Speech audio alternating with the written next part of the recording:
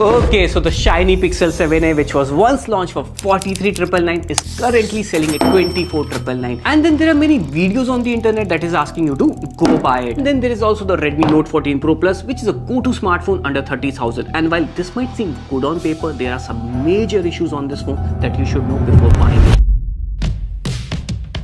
But if you don't buy these phones, which one should you buy? Well, don't worry, TechVisor got your back. So here are best smartphone under 30,000 for every user. Now we have divided the smartphones into 4 categories: the best gaming smartphone, the best software phone, best all-rounder phone, and the best camera smartphone. So this is Mrinal, you're already watching TechVisor, and this is the best smartphone under 30,000.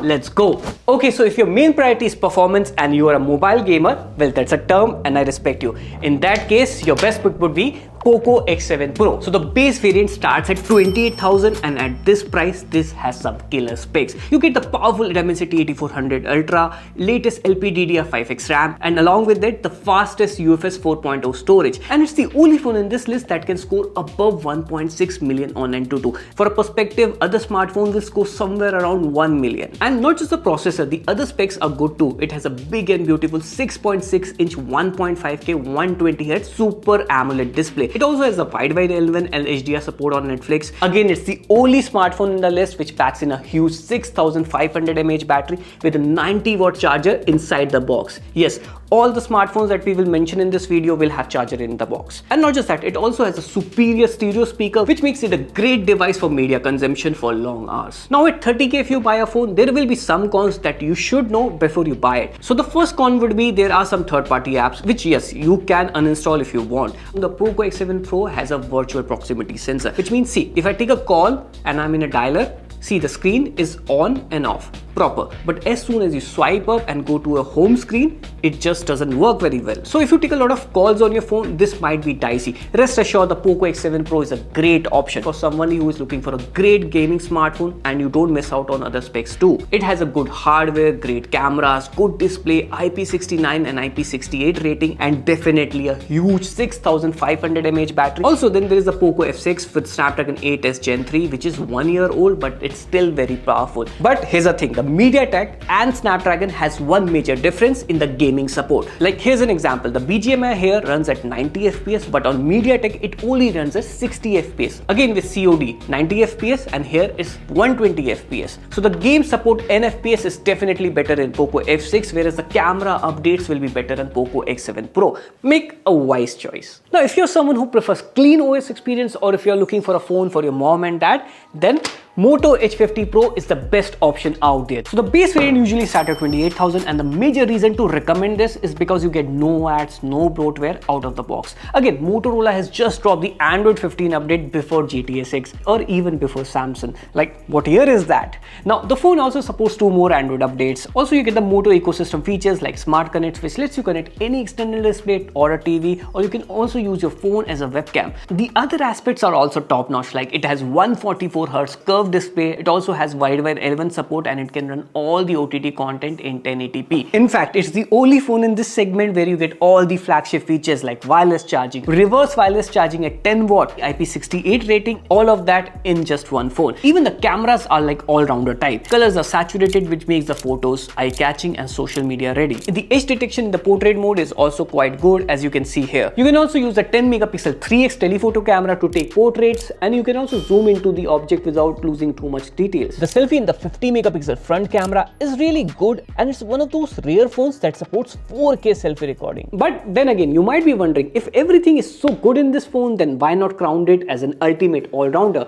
Well, the phone runs on Snapdragon 7 Gen 3 processor, and despite having a very capable hardware on paper, the phone struggles with the occasional lags and stutter, particularly in the camera app, and because of that, the HDR sometimes fails and it results in blurry photos. Even the video recording suffers with a frame drop sometimes. Also, the battery capacity is decent, as it packs 4500 mAh battery compared to other brands which offers close to 5 to 6000 mAh battery. Overall, Moto H50 Pro is a good phone for you if you want a good camera, decent performance, and a really good UI. Now, if Moto is not the best overall phone, then what is? Well, the best all-rounder phone under 30,000 has to be the Note 4. Now it's a phone that nails down all the essentials. The base variant starts at 29,000 and sometimes during the sale it goes even to 27,000. And if you talk about what's best about the phone, definitely has to be the performance. It has got the 7 Plus Gen 3 along with a fast LPDDR5X RAM, and it comes with above 1 million of Antutu speed. Now it might seem like it has Snapdragon 7 Gen series, but it is actually close to the Snapdragon 8S Gen 3. And second thing that I like about this phone is the OS update. Like OnePlus is doing a really good job with the Android 15 update, and it has got the latest Color OS 15. Oh sorry, Oxygen OS 15.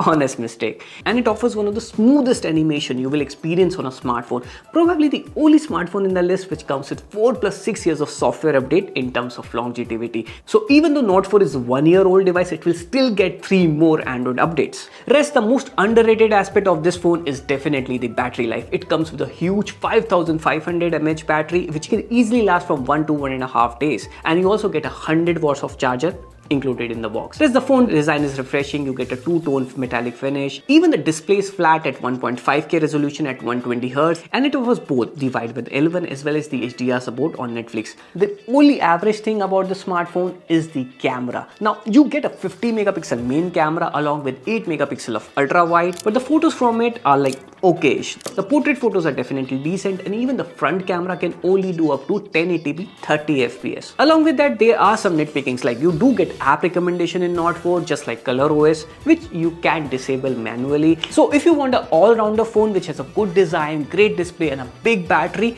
and a very powerful processor, Note 4 is definitely a very solid pick.